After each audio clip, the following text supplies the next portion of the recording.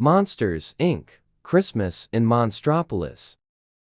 Mike Wazowski was Monsters, Inc.'s top laugh collector, but one day, he had other things on his mind besides work.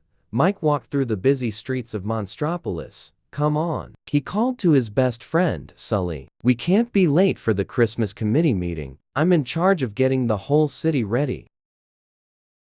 Mike had big plans. He pictured Monstropolis glowing from top to bottom, and to cap it off, he planned to set up a huge Christmas tree in the center of the city. "We'll have a special tree lighting ceremony on Christmas Eve," he told his team, with a camera crew there to broadcast the event live. Sully nervously looked over Mike's plans. "This is going to take a lot of laugh power, Mikey," he said. "I'm not sure," but Mike was determined. "People will be talking about the great job the Christmas committee did for years," he exclaimed. Before long, teams of monsters had spread across the city, hanging lights and putting up decorations. "Maybe we can skip some of these lights," Sully said. "You know, to save energy." "Skip lights?" Mike asked. "No, we need more lights." "Smitty, Needleman," he shouted to two nearby monsters. "Double the lights in the city dump."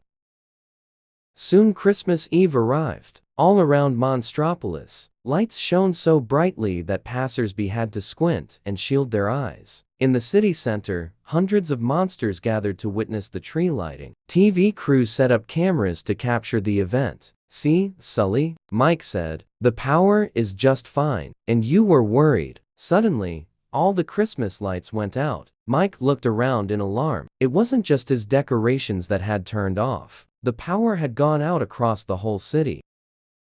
"What's going on, Wazowski?" One monster yelled angrily. "Yeah," another monster cried. "We want answers and lights," someone else bellowed. The crowd began to murmur angrily.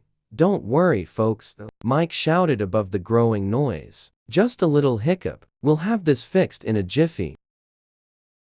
Sully turned to Mike. "The factory is closed for the holidays," he whispered. "Everyone's out of town. How exactly are we going to generate enough power?" "We're going to need to get some substitute laugh collectors," Mike said. He scanned the crowd for familiar faces. "Okay, let's see. Who looks funny?" His gaze settled on Smitty and Needleman. "Hey, you two," he called. "Over here." Sully and Mike quickly ushered their new laugh collectors to Monsters, Inc. It was up to the four of them to turn the city's power back on. At the factory, Sully stopped short. He gazed at the hundreds of doors hanging from the conveyor belt. Without power, Sully would need to pull them into place himself.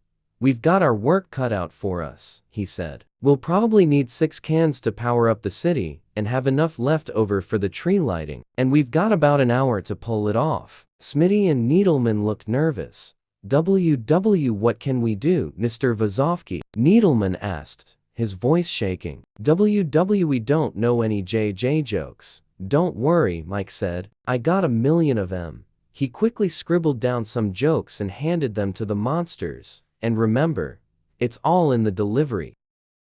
Mike ran through door after door. "What's a monster's favorite Christmas carol?" he asked a girl. "Jingle yells." "What do monster elves learn in school?" He continued through the next door. "The alphabet." "Which monster plays holiday tricks?" "Prank Einstein." "That's 2 cans." Sully called out as Mike stepped back onto the laugh floor. "That's all?" Mike slumped to the ground. "I'm ruined," he groaned. "If we don't get enough power, I'll be the laughing stock of Monstropolis."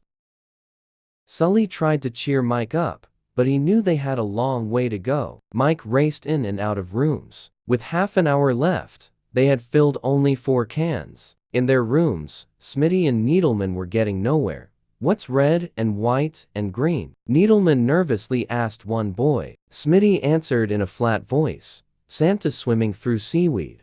The two looked up hopefully. The boy had fallen asleep.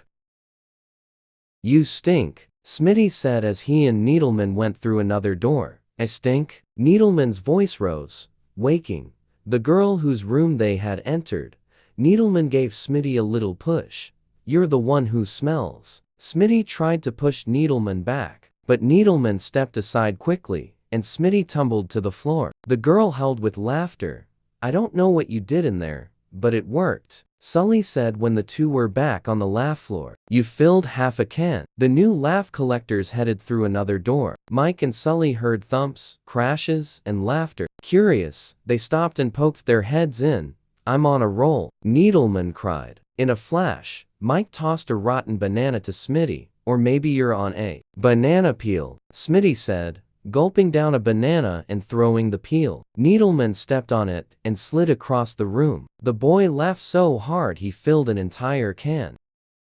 One more to go, Sully said, and we've only got 5 minutes left. Good thing I saved the best for last, Mike said, hurrying through the nearest door. What's red and hairy, has 8 legs, and guides Santa's sled? He asked a group of cousins. Rudolph, the red-nosed spider. The room shook with laughter. 6 cans, Sully called. Let's hope it's enough. Tree lighting, here we come. The 4 monsters raced through the streets. The lights had come back on in the city, but what about the Christmas tree? Had they collected enough laughs to light that too? By the time they reached the city center, monsters stood shoulder to shoulder, waiting for the lights. Mike crossed his fingers. He knew all eyes were on him. Taking a deep breath, he flipped the switch, but nothing happened. Mike, Smitty said, holding up the cord to the tree lights. It wasn't plugged in. Needleman quickly pushed the plug into a nearby socket. The lights flicked on. Everyone gasped in wonder. You did it, Mike, Sully said. Mike shook his head. You mean, we did it? Then he pulled Smitty and Needleman up to face the cheering crowd. Merry Christmas, Monstropolis, they all shouted. The end.